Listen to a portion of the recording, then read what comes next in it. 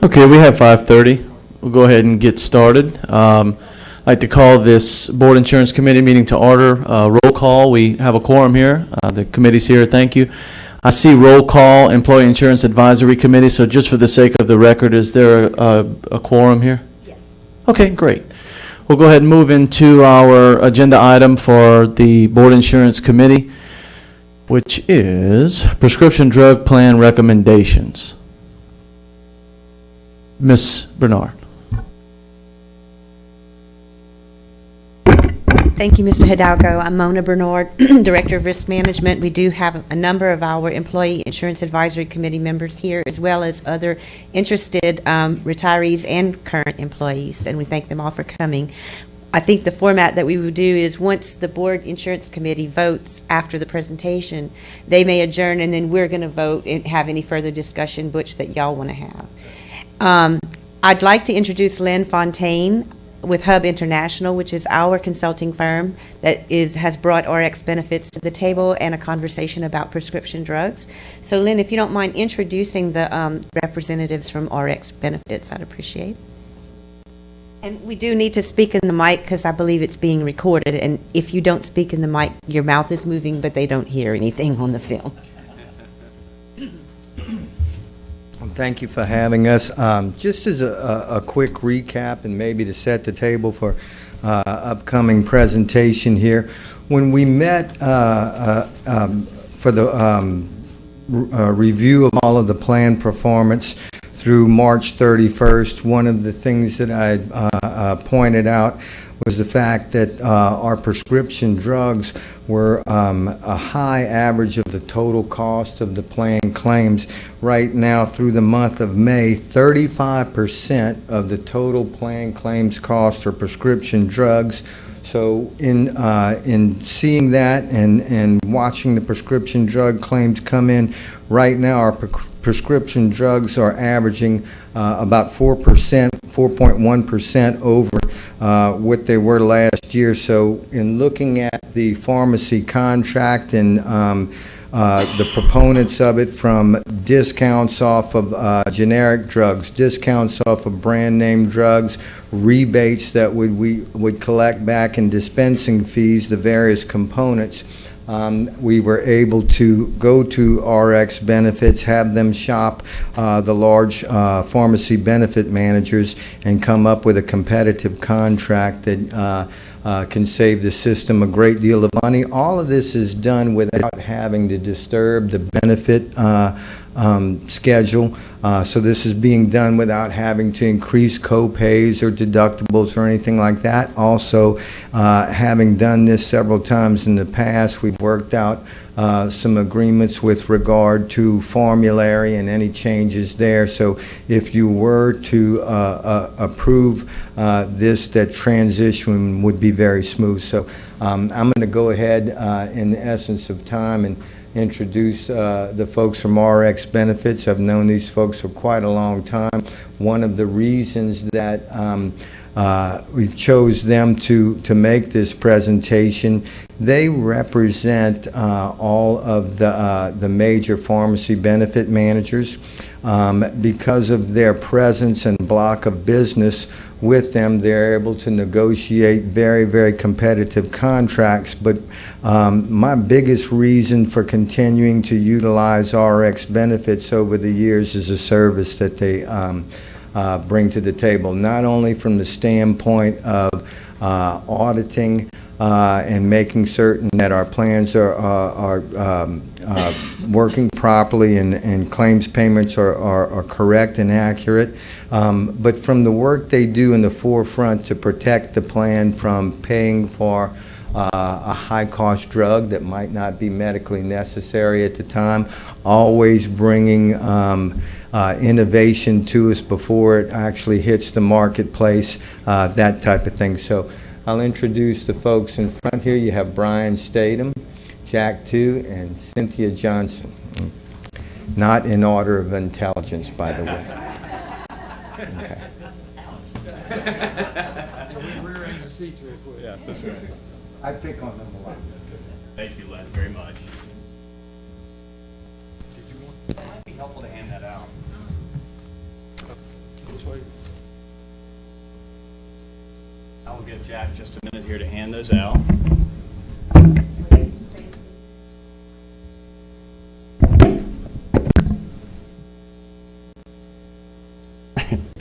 You can hear me.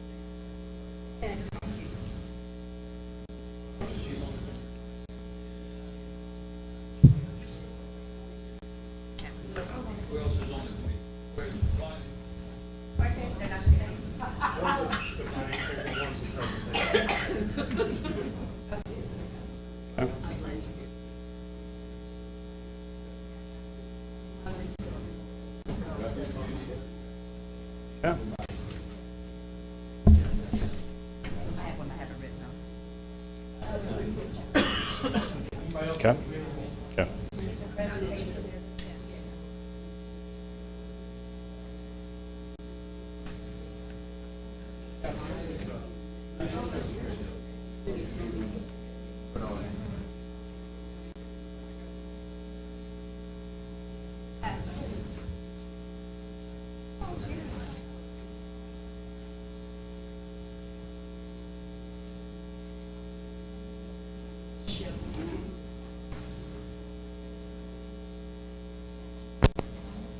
Great. Okay, great. Lynn, we're good to go? I can see myself on video there. It's a little bit nerve-wracking. I want to begin. I'm sorry. Okay, we have our speaker ready to speak. Let's get order in the room, please. Great, thank you. Thank you, sir. Great. I want to begin, obviously, with a thank you to Lynn for the introduction, for the opportunity to be here today, and obviously to the Lafayette Parish School System. We're honored to be here, and it's going to be our responsibility tonight to share with you a bit about ARC's benefits, a bit about our organization, the financial opportunity, and what we can do to help you really improve your overall benefit program as it relates to pharmacy. My responsibility is CEO of ARC's Benefits. Jack, too, is responsible for business development, and Cynthia is our Chief Operating Officer. Each of us will take a different piece of the presentation tonight. I'll begin with the overview of who we are, and I'm glad to field questions at any point in time that you guys would like. But again, thank you for having us this evening. Excuse me. Great. All right, so just a bit about ARC's Benefits. Thank you. I'm not used to the microphone, so I appreciate that. A bit about ARC's Benefits. We're based in Birmingham, Alabama. We're a pharmacy benefit administration and consulting company. We've been in business for 20 years, and we focus on helping consultants like Lynn Fontaine at Hub International secure the best contracts, the best management, and the best service as it relates to your pharmacy benefit management. And again, we've been doing that for 20 years. It's absolutely center of desk. Excuse me, folks. It's 100% of what we do is pharmacy. You know, as Lynn mentioned, what's very important as you're studying your pharmacy benefit program is to look at exactly how the pricing terms are established, and that's the discounts, that's the rebates, and that's the ingredient cost. But there are a lot of terms as well built into a PBM contract that you have to be aware of. Our organization has spent 20 years mastering how to build the contracts, but also how to secure the deepest possible discounts so that they're to the favor of the school system and not necessarily to the favor of the pharmacy benefit manager. So that's very important to us. The other piece that's key as well, thank you. I took an aspirin, I appreciate that. The other piece that's key, though, is the service model, and it's how we deliver the service. And we've managed to maintain over the past probably 7 years a 97% overall satisfaction rate. So when you combine the pricing, the discounts, the most competitive terms that you can get so you can buy your drugs as effectively as you can at the counter, combined with our service that we deliver that Cynthia will go into greater detail about, It's led to overall 97% client retention, which is very, very strong in this industry and has served our customers very, very well. We are also a very large organization, and the PBM business, or pharmacy benefit management, without question is a scale business. We have over $1 billion in drug spend that we manage. And what that allows us to do is it allows us, as Lynn mentioned, to go back to the pharmacy benefit managers that we work with and negotiate with them and leverage that $1 billion in drug spend so we can secure you guys, the members of Lafayette Parish School System, the most aggressive discounts that you can possibly get. You're not necessarily purchasing just like a 5,000 employee case. You're purchasing like a 200,000 life employee case because of the benefit of the volume that we bring to the table in addition to your volume. I'm going to skip ahead to some of Jack's savings points, so Jack, I apologize for that. But when we look across our book just during this year and the analysis that we've run, we generally average around 20% in savings, meaning that if you're spending $1 million a year on your drug spend, through us, you'd spend $800,000 in drug spend. The analysis that we actually ran specific to the school system actually generated 22% in savings. So it's a very large number, a significant opportunity, and I think it speaks to the value of the contracts and discounts that we bring to the table. Great. All right, a bit about our book of business. As I mentioned, we have $1 billion in drug spend under management. We have over 800,000 members that we've amassed throughout our organization. When you look across the United States, we base in Birmingham. We initially began as really a southeastern-based organization, but over the years we've grown into much more of a national organization. We have clients that are headquartered or domiciled in 42 different states, maybe 43 now. I'm not quite sure. We're close, though. But we have membership in all 50 states as well. We're very focused on school districts, on municipalities. We absolutely understand how you purchase. We understand how your benefits are designed, and we certainly understand how to deliver the member services needed so that you have a good service experience. Another very important statistic on this page is in the bottom right-hand corner of the circle. And I'd like you to draw your attention on that. It's the 3.5% trend. When you look across our book of business, we've managed to hold trend down, pharmacy inflation, or trend down to 3.5% across our book of business. It's a very strong average when you look across the U.S. and people are in the teens and 11 and 12% trend. We're running 3.5%, accessing the exact same benefits you're accessing today, but leveraging very deep discounts, very good rebates. Great. All right, at this point, what I'd like to do is turn it over to Jack. Jack's going to speak a bit about WireX benefits and talk about our business model. And then Cynthia will pick up and talk a bit more about the service experience as well. So thank you. Thank you, Brian. So one reason we're here is that the large PBMs are focusing on really the large health plans, the big payer plans, and there's been a void in the market where we really fit in nicely to come to a group your size, which is a large group. But right now for the PBMs, they're looking at the Caremarks or the Express Scripts. They're looking at groups going after that are in the 100,000 employee range. Right? So with us involved, we're able to aggregate those 800,000 lives, bring you that competitive, very good pricing and discounts with that good contract. And these are a couple of slides that really show the essence of what we bring to the market. One of them is that a lot of employers your size and school boards your size, with the many employees you have, you're still getting lost in the big shuffle of the big PBMs. And we're able to bring you the kind of service where you are now going to be the big fish in our small pond. Also, an important part of what we're going to bring to you is an expertise with the pharmacy benefits.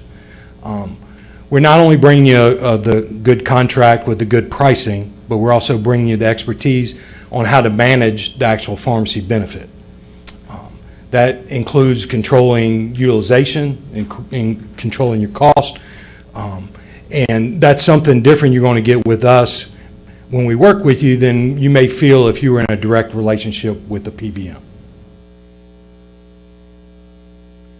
And then one thing we understand is we deal with the pharmacy every day, and it can be a complex issue when you're trying to decide what an average wholesale price is, what a MAC price is, and you get lost in kind of all the details. You know, one of the things we're going to do for you is we're going to simplify the reporting and make recommendations that you can understand and that make sense, and not try to make it so complex where a lot of times you may get an agreement, but it's just because someone didn't understand exactly what you were presenting. We're going to bring it down in a reporting fashion for you to understand. Now, one thing we have, we call it RxB 360, and it really is the essence of what we do to administer your plan. So we have a full service model where we're not only bringing the contract and the pricing, but we're handling all the client-facing functions. So with you guys, we're going to do the account management. Your members are actually going to call us. We're going to handle all the reporting. We're going to make the recommendations for the plan. We're going to do your invoicing, your billing eligibility. We're going to be the full service model on your pharmacy. Anything that comes up with pharmacy is going to come to us, and we're going to manage the entire process. Any questions on that? This right here gives you an idea of, we've been talking with you guys about moving to us, but we're going to access the Caremark network and their discounts. This gives you an idea of all the different services that we'll perform. So we're not only going to be there for you on the servicing of the account and the member service calls, but we're available for the employee meetings to help you during the open enrollments, to help you truly as your pharmacy benefit advisor.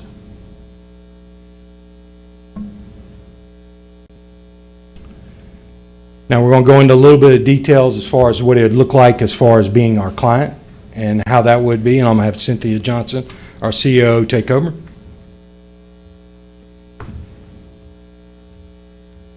I tell the story about my expectation on customer service, and personally, if I call someone about an issue that I have, my level of expectation is when I get off the phone, I can say, well, that wasn't that bad. You know, that's how I have learned to measure what a successful customer service call is. And I think that because of the type of folks that we have managing our member calls in our office, it is the biggest differentiator we have. Not a single week goes by, and I save all of these, that we do not get a call or an email or something from a member thanking us for the experience that they had. I very seldom get so excited when I get off the phone that I want to go the extra step and let someone know that, you know. So I know that is what is the biggest differentiation that we offer.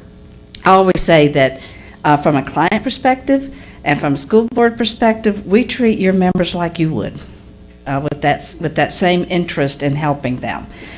Some examples of what might occur is you may have joined the plan, you added a dependent, you don't have your card yet, you need a prescription filled, and you're going out of town, of course, you know, that's the only time those things happen, and you call our office. Well, you know, if there's in the system and we have that information, we'll call the pharmacy for you and make sure they have everything they need to adjudicate that claim. Maybe you're standing there with a 100-day supply prescription and you can only get 30 days at retail. We'll call the doctor and see if the doctor can fax in a new script so that they can, you know, go ahead and get that script filled before you leave town. Maybe you're having trouble with the mail order prescription and you've called them, but you just don't understand what it is that is the issue of what's going on. Then we want you to utilize our services to help you walk through those circumstances. And with your permission, we'll remain on the phone and say, you know, just trying to help facilitate the call. Say, you know, this is the issue. You tell me where the problem lies so we can see if we can figure out a solution together. So I speak first about member issues because we just think it's the heart of taking care of you, from being able to sure you get the medications that you need in a timely fashion, and that you understand all the process that goes through. You know, sometimes it may be simple to us because we do it every day, but I don't understand other people's worlds, you know, so we just want to help you in that, facilitating that. The slide that is up here talks a little bit more about implementation. I'm not going to go over that a lot tonight, but just to let you know that we're going to walk through that process with you as a client, and be sure that we look at your data, that we replicate as much as we can from a benefit standpoint, so that, if there are any changes in the way claims adjudicate, that we're aware of that and that we're able to identify that up front and communicate that to any impacted members. I'm going to see if I can do this. Yes. Currently, we have 21 account managers on our team, and so they are responsible for coming out, and what we pride ourselves on is making actionable recommendations. I'm not going to just come in here and tell you what new program they have if that program doesn't apply to you and your claim file. But we're going to look through how your claims are performing, what your members are purchasing, and come to the table with really actionable ideas of this is where we think you can bring some value. And then I've talked a lot already about the member service experience, but our average rep has about 8 years of experience in our service center. We have never lost a customer service rep except for to other positions within our company. So we don't have turnover, which is where we think a lot of value comes from as well. And the majority have come out of pharmacies, either as pharmacy techs or somehow have a prior pharmacy experience. So they are very skilled at what they do. And then the account team would be someone more involved in helping you through implementation and maybe notification. A brand new drug comes to market, like when Nexium became a generic equivalent. That was big news. Helping to get that kind of information out to the impacted members so you can take advantage of a lower cost medication. I wanted to stop particularly because I think service is such an important component outside of cost, and see if y'all might have any questions regarding that. Yes, ma'am.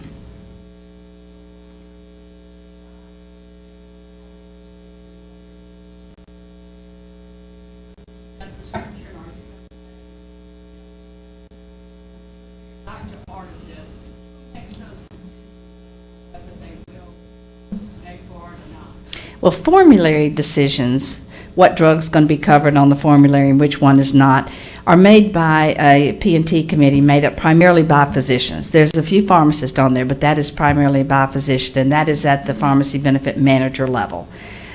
Today, the only drugs, and we've changed a lot going from all drugs are covered to not all drugs are covered anymore, and it is because there are what we call a lot of me toos, very similar drugs in the marketplace that have a similar clinical result. But there are circumstances where, say, if a plan's not going to cover infertility drugs, well, you can't just make that change. You as a member, you can't just say, I want that to be covered for me. That's a decision that's made at the client level, whether you cover that or not. But all of us say we're going to cover, heart disease. Well, there may be a drug that you need to take that is not a part of that formulary. Any time that that's already a covered medication class of drugs, then we just go back to the physician and ask for additional medical information, and they may have in their records, you've already tried this and it didn't work for you. At that point, we do a medical override, which is different than, it's based off the physician's information that they provide to us. Now, that's my concern. Who knows your history, who knows, and then somebody, well, in fact, this happened to me in a previous call, and I asked the lady, well, who's on this committee that knows more about me? And she said, well, it's not a committee, it's a board, which kind of turned me off too. But anyway, and I'm not, They were people, not right? trying, but it is a concern to me that some committee or board or whatever you want to talk is going to make a decision that overrides what my doctor thinks I need to have. And I think that's where I'm saying they make the formulary decisions, but if there's a formulary change that needs to be made for you based off your history, that's why we go back to your physician for that information. Yes, sir. Why don't you just assume that your physician who knows you for years would know what's best for you? Why do you, I don't see why there's a question about it. I mean, the physician prescribes something, why can't you just assume that that's what you need? I think all doctors want to practice good medicine, but they are physicians, they're not pharmacists, and there's so many new drugs in the market today that we think it's important to have a conversation with them, because a lot of times there are things maybe that are new to the market, but there's other alternatives that they may not be aware of. So we find that a pharmacist to physician conversation is where we are able to identify if there's a need for you to have a particular drug, or if there's this information the physician doesn't maybe always have available to them because they're not the pharmacist. Well, maybe we ought to just come to you for I'm not a pharmacist either. well, your board or your committee, or what have you. It just seems like there's a middleman here that's making a decision that's a medical decision by a doctor who knows you more than anyone on your committee would know you. Well, I think it's important to go back to your doctor. You're assuming that the physician is not up to date with the medication. Keep in mind that that medical override is an option that is available to any member if it, again, is a covered category of drug, which 95% of them I'm sure would be. So at that point, I think it's very important that they have that conversation, but that I feel like the physician is listened to. Well, in the and meantime, needs. during this process, how long does this process last? You are without the medication that's being prescribed. And it might be very important that you take that medication every day. Hopefully, the standard is a day is how long it normally takes, is Hopefully. 24 hours, Okay. right? And that's one of the value that our organization brings, is if we're aware that you're without a medication that you need and it's going to be a week time period before something can be resolved, then we will secure the week's worth of medication for you at retail so you can have that drug while you're, working through whatever the details are regarding coverage, etc. So our goal is to find the right mix there between the drugs and taking care What you're saying of you. is you will allow that medication while you deliberate whether it's the best medication. I can't tell you that 100% of the time without details, but I will tell you that it is certainly an option if it's a life, saving medication. You can't go It's not without. necessarily just a life, but some medications are important to take every day to have in your system to maintain a level of Right. help that the medication brings. You can't be skipping 2 or 3 days without the medication and then start it again, or maybe with a new medication that you think is better.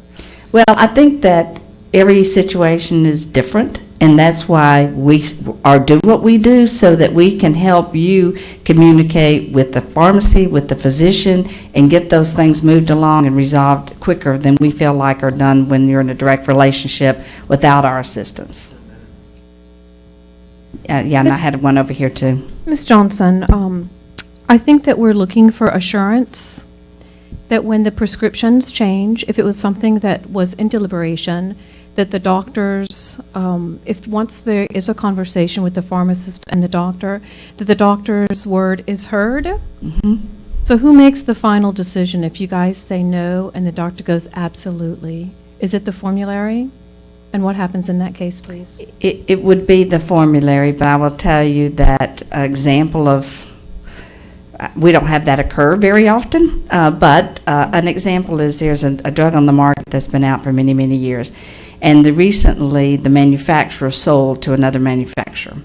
And at that point, they increased the cost of the drug 5,000% overnight.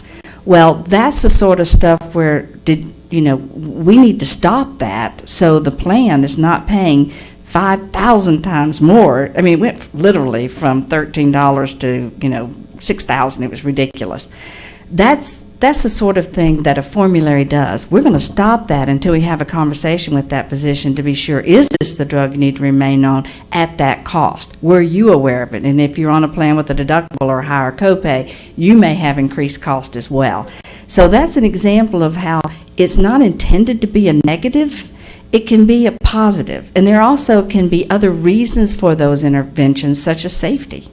The pharmacy benefit managers get notifications when, there's been a concern about a drug, or that, we get notification of packaging with these numbers, there's been an issue. There's so many factors that can be involved in that decision. I just don't think it's as easy to say as you can always do it one way or the other, but let us help you gather those facts and make the best decision. And I don't think any of us here want to pay 5,000 times more than when there's another drug in the marketplace that might work if we had that conversation with your physician. But these, formularies are pretty robust. Most drugs are covered. It's not going to be that you, just have a handful of things that are available to you in the marketplace. And hopefully, there's not going to be anything on there that would be something that doesn't have a clinical equivalent. Something that, example would be Novolog and Humalog. Those are two very, very close insulin medications. So most people can take one or the other. If you're one of the 5% that can't, then guess what? We're going to get you on the medication that you need. A question here. I'm looking at your booklet, and there's something that says mandatory mail order. Is there going to be a mandatory requirement for mail order prescriptions? I think that's an option that we put in there, but it's not in place today, correct? Correct. Yeah, no, ma'am. For the same reason, there are people who cannot take generic drugs because a generic is not identical to a brand name, because fillers and dyes and things that can cause allergic reactions, and it's Right. much cheaper to pay for the correct medicine than an ER visit. So under your plan, if someone is allergic to or unknown fillers in a generic drug, what's the procedure for them to get the brand name drug that they need? If the physician says they need the brand name drug, will you allow it? Yeah, with the medical information, yes, ma'am. And there's also two kind of generics. Let me cover that really quick. Because a lot of folks will say generics didn't work for me. You can have a generic equivalent and a generic alternative. An equivalent is, like you said, it's going to have the same chemical makeup. It's going to have different dyes and fillers. And unless you're allergic to those, you're going to have the same medical clinical experience. But then there are also drugs such as omeprazole is not the equivalent for Nexium, but it's an alternative in the class. 75% of the people who take omeprazole are going to have the same result as taking Nexium, but 25% are not. That 25%, they need to get back to that Nexium and be sure that's what they can take. Now, Nexium has since come out with their generic equivalent, but for many, many years, that was an alternative in the class. And so I always tell people, there's two kinds, because if your pharmacist cannot fill that generic for you at the counter, they have to call the doctor, then it's really not an equivalent. And you could have a different result. So all the people who've been, when we had Express Scripts, less than a year ago, we were told we're going to save $1 million. And now we're finding out we're 4.1% over already in May. The physicians for the last however many months have already written these letters and sent faxes, some returned, some not returned, to Express Scripts. Are they going to have to go through all that again with the new plan? It is our goal to get, and I think this is answering your question, a prior authorization file, meaning if you've already filled out, the documentation to get an override sounds like a wrong comment, but to take a drug based off some clinical information, then that should be in their system. And I would say it's our normal stance that we're able to get that from a prior PPM, key those into the system so those members do not have to replicate that process. And last question, there's a summary of the contract. Who has, I know people are supposed to vote, but who has seen the actual contract, black and white, to know what exactly is going to be voted on tonight? I'm not sure do you know the answer to that? Is this like looking at the Express Script contract? Is that the question? Referring to the ARC benefits. Contract terms are all concerned. We're about to actually cover the terms. Yes, we're about to go over that after me. Okay, but my question is, who in school board members, central office people, who has reviewed the terms of the contract and seen it in black and white to know exactly what y'all are saying is what's going to happen? I haven't reviewed the terms of the contract, and I'm not going to. We pay a lot of money to our consultant to give us advice, and that's what we're going to, that's what I'm going to base my decision on. And I will say, when you say terms of the contract, we do have the pricing terms of the contract with us tonight, and we will go over that. Yeah, that's what we're going to be voting on. Yeah. But I'm going going further into the question. Okay, okay. Yep.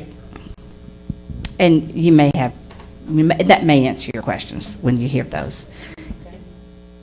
Yes, ma'am. This is something personal. Okay. And you said CVS and Caremark. I had quite a few problems with Caremark to the point where I had my own personal, I'm going to call her counselor. Whenever I ordered a mail order prescription, I had to call this beautiful young lady, and she made sure that it was accurate. So what are you going to do now that we're going back to it to ensure accuracy? Because that was my major problem.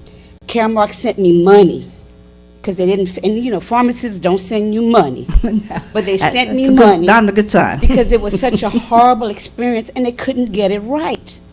So what are you going to do to ensure that now things will be done properly? Our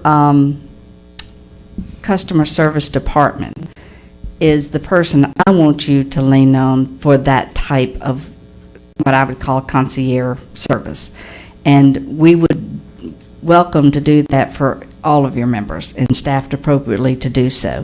You know, I don't, you know, there are always circumstances that get off track, and once they get off track, you probably, you know, it's harder to get back on track, right? I don't know what caused that to occur for you, whether that's something we could have helped prevent on the front end instead of the back end, but I can assure you that we would want to stay with you on the phone if you had a conversation with them, handle some of the conversations for you, do the research as to what the issues are, go into the, we can see in the system, we can see into all the PBM systems we represent, we can watch a claim adjudicate. So we have the tools that we need and to serve you in a very boutique, one-on-one relationship and help you with that type of issue. Yes, ma'am. The remark that Mr. Hidalgo made about they're going to depend on, that's why we have a consulting firm. I just worry about the amount of money that is spent for consultants. And I guess it's just an old lady question because I lived in a different world and I can't see. But if the board is just going to assume because they hired a consulting company, we had a very bad experience with another consultant before this member became, you know. So I think that's the board's duty, is to somehow read the contracts and know what they're paying a consultant for. Do you just automatically say, well, you know, I know you have 75% customer satisfaction and all these things, but we've already been burnt once. So, you know, I think we need to look at it more closely. And Lynn, that may be a good stepping point to go over the contract so that they see some of the terminology and the things that have been reviewed. One more question? This seems like a very strange change at this point since we just changed to January. So my question is, will the deductible start over now that we're changing providers? We would get what is just a deductible credit file, and that would be applied to your account. So it's my understanding you have one PPO plan that doesn't have a deductible. You have another that has a $100 deductible, and then just as referring to the PPO plans, then that $100 deductible that had been met, we'll get a file that tells us that. We upload it in the system so that it recognizes that you've already met that. So pharmaceutical insurance companies get along that well? In other words, they go send you everything, the overrides, the deductible? Yes, ma'am, we did it every day. How about that? I'm not saying they like it, but they do. Yes, ma'am.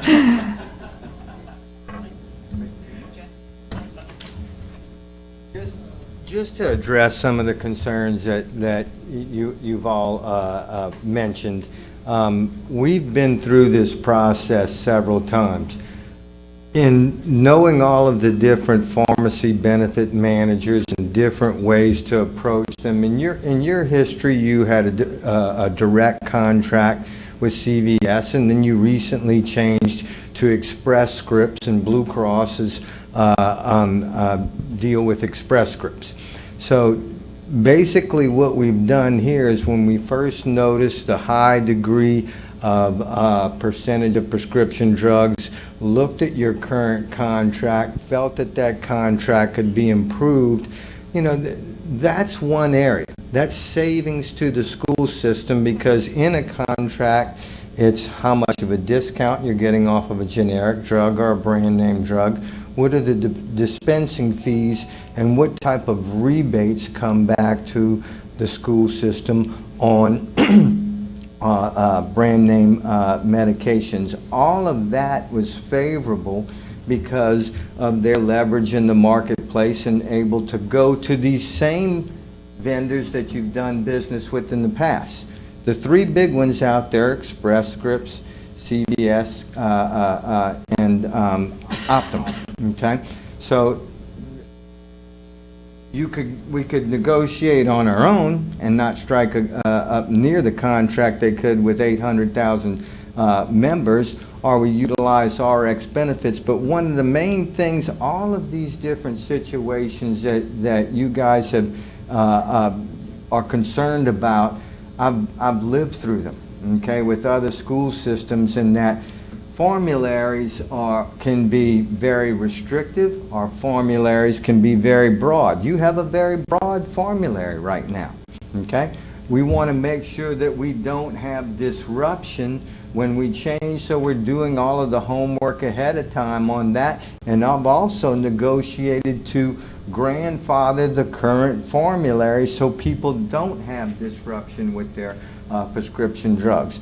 Also, with the technology and the amount of business that we have with Blue Cross, we've gotten Blue Cross to agree to integrate and share the feed on your deductible accumulations, all of those types of things, so you don't have to go back to your doctor and get a new pre-authorization. All of this stuff we do ahead of time, because I've experienced the pain that you've experienced before. So in knowing that that process, we do all of this ahead of time, in that trying to minimize anybody, especially retirees, disruption in the whole process. But if we can bring savings to the plan, okay, for both the system and the plan members without disrupting service, or disrupting your formulary, or somebody being told that you're on a certain medication but you no longer can take that. Formularies are going to change as time goes on. There's a ton of technology in the pharmacy business, new medications constantly being developed, medications coming off of their patent and now available in generic form. All of these things, we want people to be informed so they can have the proper medications and low-cost alternatives. But from the example when you talked about there's no intention of the plan to be restricting medications from you, or disagreeing or fighting with a physician or anything like that. When there's a situation where your physician wants to prescribe a certain medication, if it's chucked all out and it's medically necessary, we want to make sure you get it. Okay? But there are situations, I can tell you, and I mentioned this to you in the meeting the other day, every single time my family physician prescribes a medication to me and my children, it's brand name. I call him up, and in 5 minutes he has no problem changing an antibiotic for a child's sore throat to a generic, and we take care of that and do that. But if he tells me he wants me to take a brand name, we're taking a brand name. And you basically said the same thing for Express Script. You said, wait, hold on, let me just say this. Okay, but let me just say, when you came, you weren't the one. It's another one. But we're hearing the same jargon. So my concern is, why are we doing this, and why are we doing it now? What is going to be, are we going to make that much of a difference as far as cost? In moving to Caremark, is my prescription, whatever it is it going to cost more, or is it going to cost less now that we're moving to another vendor? Your benefits aren't changing whatsoever, so your co-pays will still be the same. I have a question. When we were with CVS before, they did not pay for one of my medications at all. nothing. When we switched over to Express Script, they pay for the total medication. When we switch back to CVS, am I going to have to pick up that big amount again? No, ma'am, we're grandfathering the formulary. Okay. Well, I just want to make sure. That's a guarantee, or that's an estimate? That would be an estimate, because I don't know what the prescription drug is. Okay.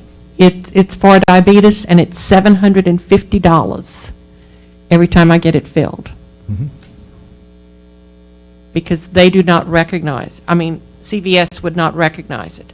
Could have been on, just because it's CVS or Express Scripts or Optum, they have a number of different formulary plans to choose from. So in your current formulary, to make sure that folks don't have disruption, we've negotiated to grandfather that formulary for the first 3 months of this contract. Formularies always change on January 1st with any company you do business with. Sometimes drugs will be added to the formulary, sometimes drugs will be subtracted from the formulary, but that's the business of the pharmaceutical industry. And you don't see many drugs subtracted from a formulary unless there are other competitive therapeutic equivalents out there.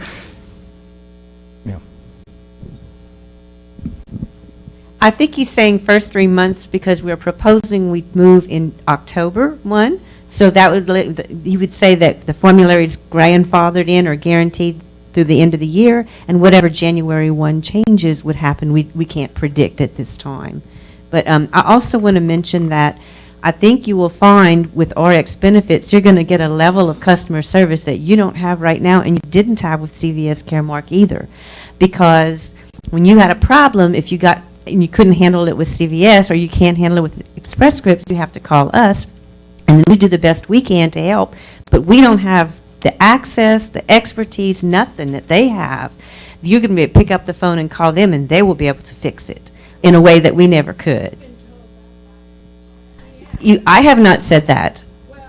We haven't had this. We've never had this arrangement before, so you can't know that you were told that.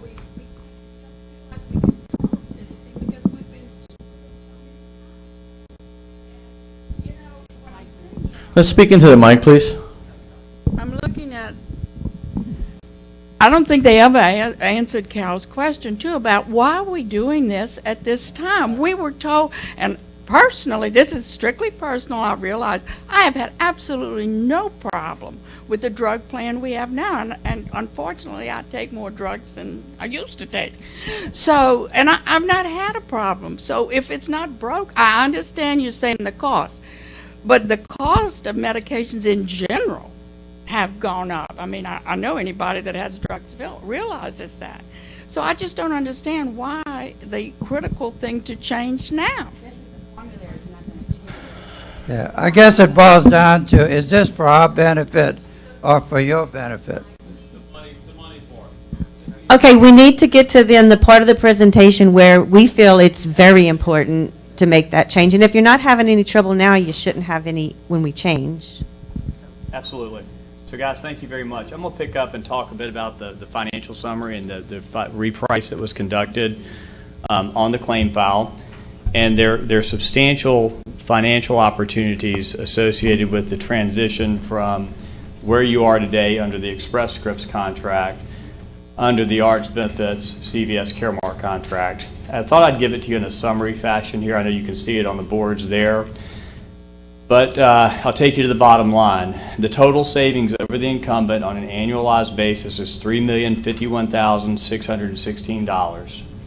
I don't know if you remember back from the beginning of the presentation, I've referenced a number that we generally save on average about 20% if you look at all the deals we've looked at this year. The savings on this specific set of claims, which was specific to you guys' utilization, each individual drug that was taken on a specific day at a specific average wholesale price, repriced under our guaranteed contract terms, yielded a savings 2% higher than the average across our book of business. What that speaks to, guys, it speaks to the fact that we're going to leverage our $1 billion in drug spend to get you the most competitive contract terms that you can possibly get. And that's what you're seeing in that 22% number.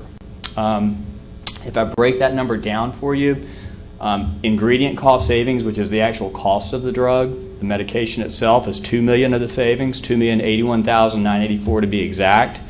The dispensing fee, which is the fee paid to the pharmacist at the counter, is $91,000 in savings, and additional rebate credits are $1,199,408. Substantial dollars, substantial savings to the plan. Before you move forward, Yes. that rebate credit, where does that come from? That rebate credit comes directly from the pharmacy benefit managers, and we pass 100% of that directly back to the school board in the form of an invoice credit. Completely auditable, too. What about the carve-out penalty?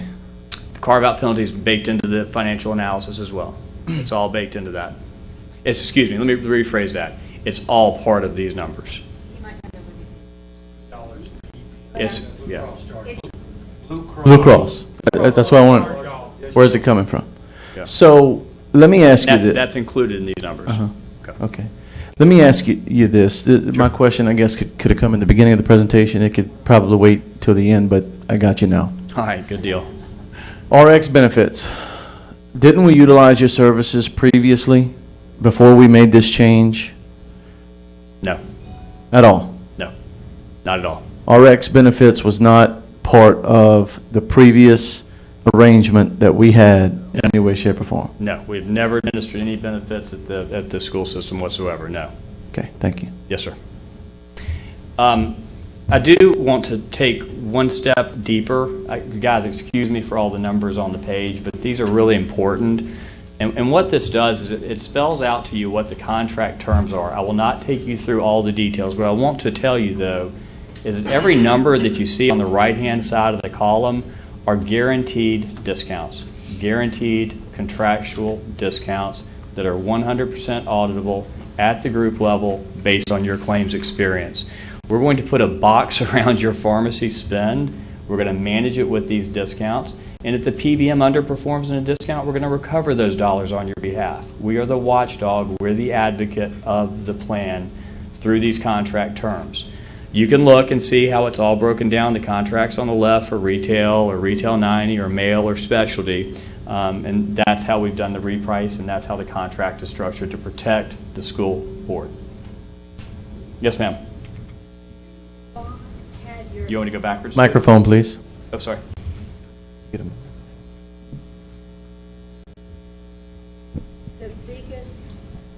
Thanks. The biggest cost savings is ingredients. Yes, ma'am. How are you going to get a $2 million cost savings? And this is where part of the confusion is coming from. Yes, ma'am. We were with CVS Caremark.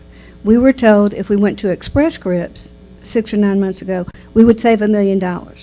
Now we're being told we need to go back to CVS Caremark. So that's the confusion. Okay. So where would the $2 million come from? Are you anticipating more use of generics? It's a really good question. I'm going to answer it twofold. One's going to be just more conceptually, and the other is going to be to get into the actual numbers themselves. When you were in a relationship with, I can't speak to your contract with CVS Caremark when you were on a direct basis, okay? But what I can speak to is that you were approached as a single employer under that arrangement. Under my arrangement, you're not approaching it as a single employer. Do you remember Jack's slide he put up with all the fish that were together, aggregating? What we're doing is we're helping you aggregate, we're applying our aggregated lives, roughly 800,000 lives, to help you secure the deepest discounts you can possibly get. So you're not buying as a single employer. And I certainly don't want to diminish the size of you as an employer, because you're very large, you've got a very large drug spend, but the PBMs are, they're massive in size, okay? And they look at scale. So we're able to bring them scale, and for that scale, they provide us deeper discounts. And that's what you're seeing here in these numbers today, okay? And I want to give you one example of that. Let's see if I can kind of explain this to you via example. And I'm going to go right here, okay? So if you could draw your attention, and it's hard, I can't really point to this, but just notice your generic ingredient cost. It's the second number top left. You guys see that? Okay? Maybe Jack can help me point, but generic ingredient cost, your current effective discount is 70.89% for generics. Do you see that number, ma'am? Okay. When we reprice those claims based on our guaranteed contracts and how we would have purchased that through our aggregate contracts, we would have purchased those drugs at 79.15% or $770,000. The pharmacy benefit management space is a game of bits and pieces. You've got to get the right discount for the generic. You've got to get the right discount for the brand. You've got to maximize your rebates. If you're not doing those things, the PBM is going to win. We're going to put you in a situation as your advocate where this contract is structured to your benefit, not to the PBM's discount benefit. And that's what you're seeing in these numbers.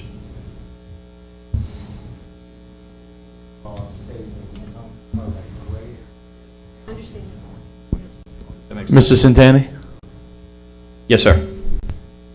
I'm reminded of the reason why I don't spend much time in the room with Miss Mounts, because she's smarter than I am and keeps asking my questions. Blatantly kissing up. It's nice to see you again, Miss Mounts. I want to make sure I understand this because I don't quite understand the PBM industry as well as some people do. Reading these numbers, we were with CVS Caremark as a single employer. That's correct. A year ago. We moved to Express Scripts to save $1 million. Have we saved that $1 million? Has that worked out? Yes, but remember, you still having an increase in the cost of your prescription drugs because when Brian told you in the beginning, prescription drugs on average, national trend is 12, 14% right now. Okay? Your only increase is 4%. So yes, you're doing better than that if you were with the previous CVS Caremark contract. But this is still another $3 million improvement on top of that. All right, so we should, at the end of all this, be $4 million ahead of where we were a year ago on an annual basis. And that includes another 4%, like expecting a 4% increase in our drug costs, which is what we're experiencing this year, correct? Correct. With this, you could experience a no increase. We might bend the cost curve to... Let me interrupt. Everyone who wants to speak is required to speak in the microphone because this has to be put on record. So please, if you want to speak, raise your hand, and once you get called on, please wait until you have the microphone to speak. Thank you. Thank you. So if in fact we were to garner the $3 million of savings, and that savings is based upon your claim file for the first 3 months of this year, annualized, okay? Now, if our prescription drug utilization increases, okay, it's not like we're going to have $3 million in the bank, but our savings number is even larger because we're gaining those increased discounts. But based on your current prescription drug utilization, the annual savings would be $3 million. So at the end of the day, if we were to do this, we might not have any increase in the cost of prescription drugs for the plan on an annualized basis. So did we, Ms. Bernard, did we start our our Express Scripts contract in January? We voted on this in November, is that right? That's correct. And so do we have any concerns that the 3 months of claims data may or may not be representative of an annualized? Like, can we go and reprice what we did under Caremark last year as opposed to what we could do under Caremark this year? Can we do Like that? Lynn to maybe address that. I think our claims are pretty stable, would be my opinion, but I'd like the expert to talk about whether 3 months is reliable. We looked at that as well, but I wanted to have, there's a lot of tricks in the PBM game. So if you use old data and you use your claims in 2015 were on a CVS contract. So if we use that claim file, the savings number would have been humongous. So we wanted to use the most recent data and that data didn't say that the number of scripts changed a whole lot. So it was good, solid data to use to make this annualized statement, if that answers your question. So you did look at the previous Caremark claims data, and you did reprice that. Right. And the number came out to $4 million? Well, actually, it was right on target. Yeah. It was? It stayed right at that $3 million. Okay. And so now, do we have to pay a penalty to get out of the contract with Express Scripts? I assume we're going to be doing this as soon as possible, would be the recommendation, or this another January 1st change? The proposed date would be October 1st. Okay, okay. But there's no penalty to get out of the express, out of your current contract. We would have to pay Blue Cross. Blue Cross is a stipulation with their administrative contract. And if you use a separate third-party pharmacy benefit vendor, the administration cost goes up $3 per employee per month. And that is factored into the $3 million savings number. All right, thank you. I have a question. So we're moving to CVS Caremark, correct me if I'm wrong, because we're going to be using RX benefits, and they have a relationship with CVS Caremark. Because I'm not understanding, if the formularies, nothing is changing, the relationship is changing, so that's why we're moving. Absolutely. You're going to be doing business with RX benefits. When you need service on your prescription drug plan, you'll not be contacting Blue Cross. You'll not be contacting CVS Caremark. You'll be contacting RX benefits.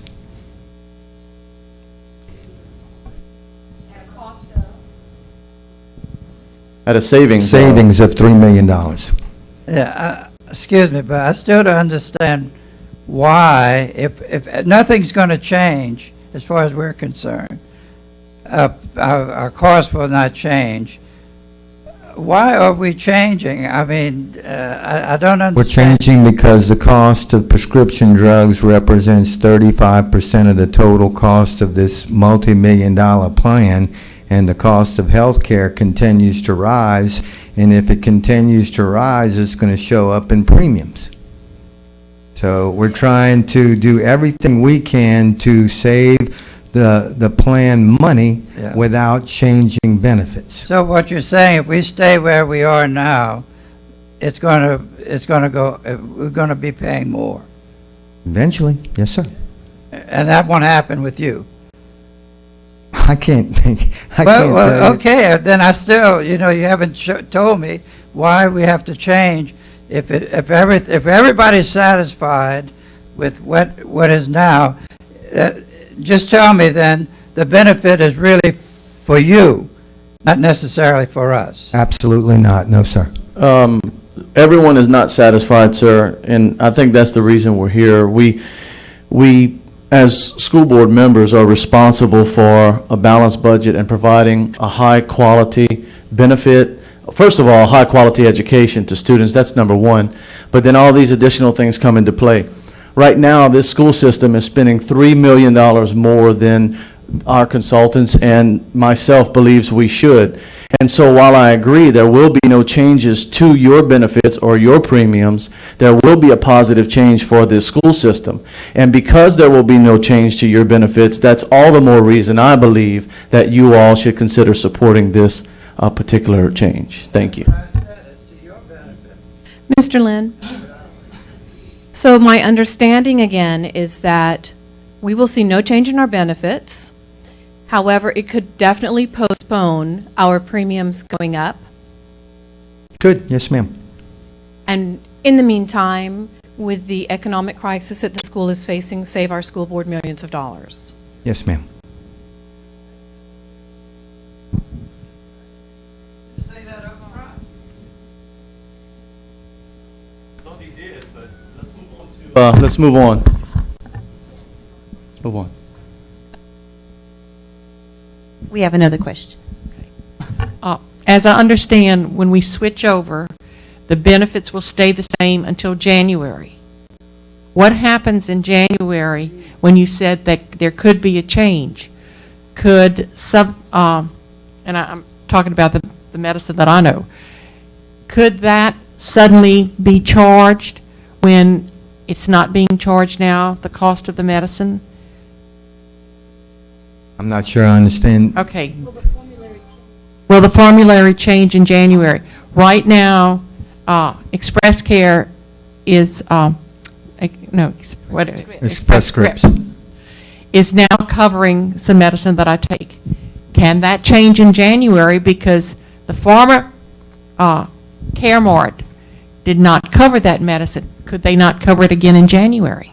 Your current formulary, even if we weren't making this change, can change on periodic basis. All formularies Yeah. are going to change from time to time. What we're doing in this particular situation is making certain that we had this grandfathered period so we would not be making any formulary changes in the middle of a plan year. And any formulary changes that would come up in January, you would be knowing about way ahead of time. And what we've seen in the industry lately is very little change in formularies. And none of this is a plan to go to a more restrictive formulary to save money. This is to try and duplicate the formulary, but the savings are coming from increased discounts. The majority of the savings are coming from increased discounts on the drugs that you're purchasing. So the reason we're doing this effective October is so that if there's a change in formulary in January, the appearance will be that it's not a result of the change to RX, that there's a change in January. In other words, you'll be under RX October, November, December, as you were. So if there's a change in formula, if we waited to change till January, then the perception could be that the change was because we changed carriers from Express Scripts to RX. The only reason that the proposed date for October is coming from is to not wait around to save $3 million. That's it. But the $3 million isn't going to be saved in 3 months. No, but the sooner we start saving, the better off we are.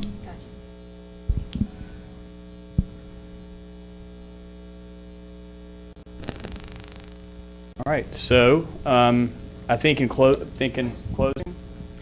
we appreciate obviously the opportunity to be here. Appreciate all the feedback and questions from. Oh, I'm sorry.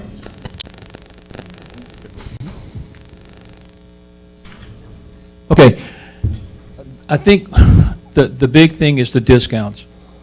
We get a great discount from Blue Cross Blue Shields because they're the Walmart in Louisiana, and as well as across the nation, and the servicing. And I'm looking at this, that these guys right here are doing the same thing, that we're not going as an individual entity going to, we're the Sams or something, we're looking at it in the sense that their discounts are going to bring us the savings regardless of what the formularies are changing for. 800,000 people, $1 billion in expenses, drug expenses, compared to us with just a couple of million. So their discount, I mean, I'm looking at it in that perspective. So I think we're probably better off with the large, or we are going to be better off with the larger discount, and we're going to save the system some money.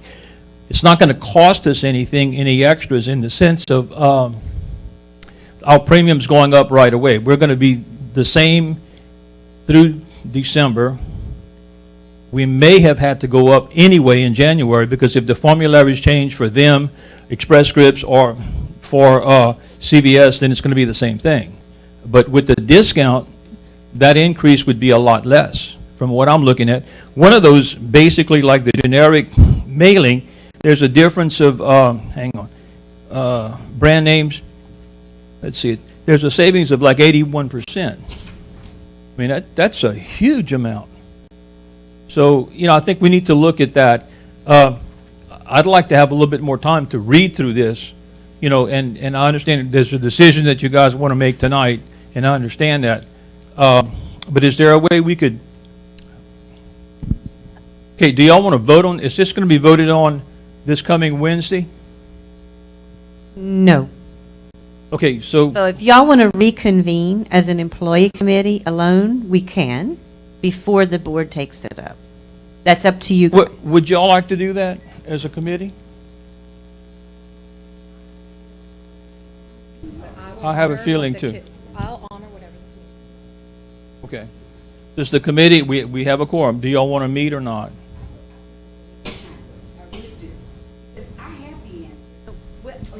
If they were not forming an association with RX, maybe it would have been Butch RX, and Butch RX would have been using Express Care or Express Script, we would have remained with them. But now the relationship is going to be using CVS, Caremark. It's already done. The board members already know what they're doing, so let's not waste our time.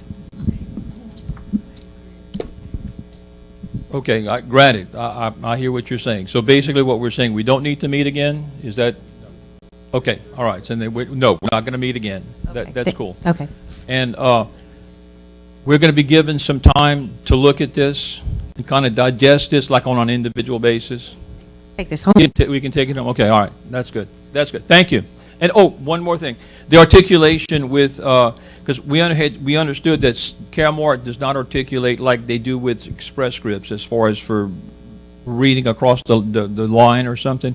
They're going to charge us a little bit more to do that. Is that not correct? Yeah, $3 a month more or something? $3 per employee. And that's because of the non-articulation? No, Blue Cross, being we are taking the pharmacy benefit management away from them, Yeah. they increase their admin fee when you do that by $3 per employee per month. Okay. And that's factored into the $3 million of savings. It would have been $3,300,000 and something. Right, Or okay. $3,400,000, actually. Yeah. Thank you.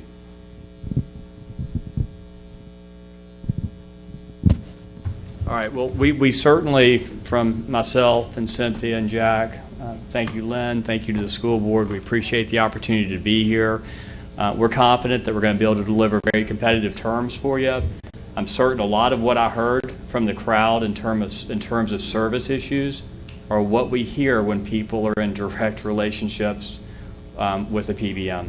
And I can't convince you of this necessarily this evening, but I assure you, once you experience our customer service and the way you're going to be treated and the way you'll be managed through a process, I'll never tell you we're perfect, but I will tell you that we will work your issue and we will stay on top of it and we will work as your advocate because that is our role in this position. So we thank you very much for your time today. And from our standpoint, I think that concludes our portion of the presentation. Yeah. Mr. Hidalgo, we do have another. Absolutely. I was going to ask for additional questions. The question that I have is, we would like to see in black and white what the contract says. You know, you're telling us this, but with the experience that we've had in the past with insurance, you know, we're kind of gun shy. And we want to see what it says in black and white, because what's written in black and white is what counts. Hold the mic, Ms. Sonia, because I want to make sure we're talking. There was an implied contract earlier, which I responded to, and there's a different contract, which is what we're here for tonight. So when you say you want to see a contract, what do you want to see?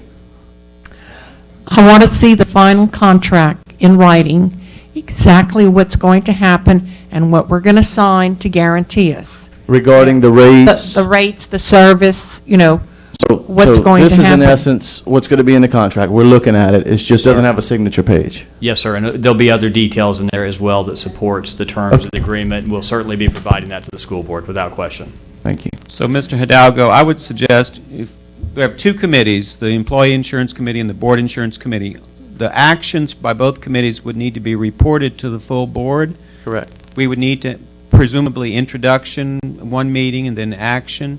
And if we can get a copy of the contract, we can post it along with those agenda items. Absolutely. That's Thank you. makes sense. Mr. Angel, any questions, comments, concerns?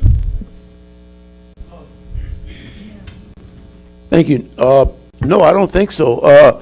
But I agree with Ms. Sonia. I mean, I think we all want to be transparent, and let's get the contract out. Let's let them look at it, and so that we can all, I mean, let's let everybody see what we intend to vote on. I haven't seen the contract. I'm going to certainly look at it before I vote, before I make a final decision. Correct. Mr. Santana? Any other, Mr. Mouton? And for you guys, I want y'all to understand, y'all weren't here when we had a crisis a couple of years ago where we had a consultant, okay? And we rode the railroad, okay? And it wasn't a smooth track. And so that's why all the concerns, okay? It's not that we're in here with a negative Well, it sounds negative, okay? You have to, I understand that. But you also have to understand, or hopefully understand, the turmoil that we had gone through that created a tremendous amount of distrust. And I'm in agreement. I think we have a consultant. I see everything positive on here, okay? So it's just to kind of, we're okay down here. We're Cajuns, we're good. We'll invite you for crawfish or whatever, but don't take this as we're attacking you. We're really not. We're just making sure that we don't go through the same thing again. No, sir, it's an honor to be here. We understand your questions completely. But thank you for saying that, sir. Okay, are there any additional questions from anyone here? If not, we'll go ahead and, if your presentation, yes, ma'am. So the vote this evening, can it be contingent upon the fact that the contract is posted on board docs? Well, anything can be put in the motion. I'm going to ask for a motion here in a minute, so certainly. But again, I do want to state that for me and for my vote, this is what they're proposing.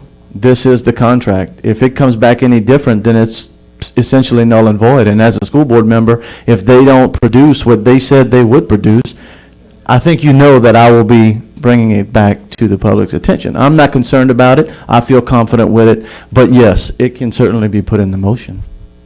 I mean, the contract's going to be, the contract will be a public document. It will be available to the public, okay? So if there are no further questions, we're open. What's the employee committee going to do? They're first up on the agenda. No, we are in session at this time, so we're, I don't know why it got turned, but it was in, the way it was supposed to be posted was our meeting and their meeting behind ours, so that's where we are. Fair enough. Then I move that we recommend to the full board that we change the group health plans pharmacy benefit management company to RX benefits, not Caremark as it says on the agenda, right? To RX benefits based on the contract terms stipulated at this meeting, and to include a copy of the contract on the agenda item. I'll second the motion, and I want to add that I think I did due diligence in hiring our, consultant. And I read everything that I could. I spoke to every person or groups or entities that I could that were affiliated or this consultant was ever affiliated with. And I was satisfied at the time and still am and voted as such. Now, once I've done that, I've got to give my confidence to the consultant. And I will be the first person to tell you, if and when I lose confidence in the consultant, I would be to fire the consultant. I mean, but we can't question everything everyone does after we spend due diligence, time, and effort hiring a consultant. And until he's, in my mind, until they've crossed me or have shown a lack of transparency or a lack of dedication or whatever the case may be, until that is shown, my allegiance is going to be with the consultant. And just as strong as I am for the consultant, I will be opposed to the consultant if, for whatever reason, I feel in my mind that we have been double-crossed or something was done contrary to what we think is best for our employees. That's my 2 cents. Thanks.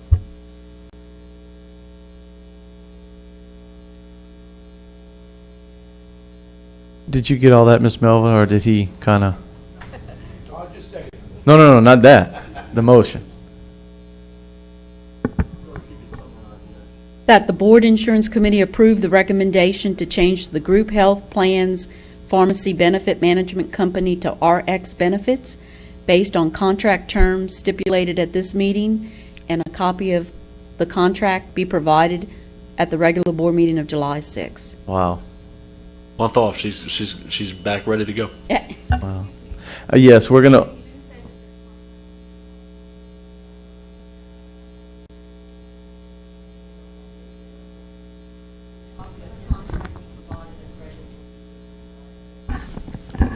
We can certainly say posted online, but provided at the regular board meeting would typically indicate that it'd be attached to an agenda.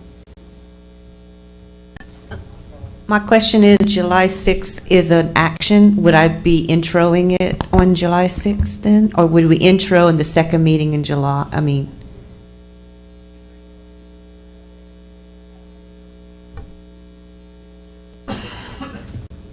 So to be clear, intro on July 13th would act as an action item on August 3rd.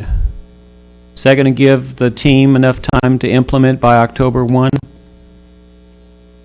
Okay. So we do have a motion and a second. Any further discussion on this motion?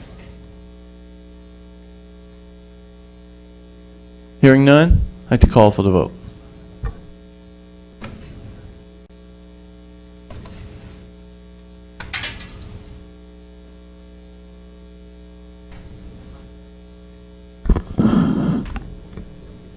Three for, none against. Motion carries. The committee meeting for the Board Insurance Committee is adjourned.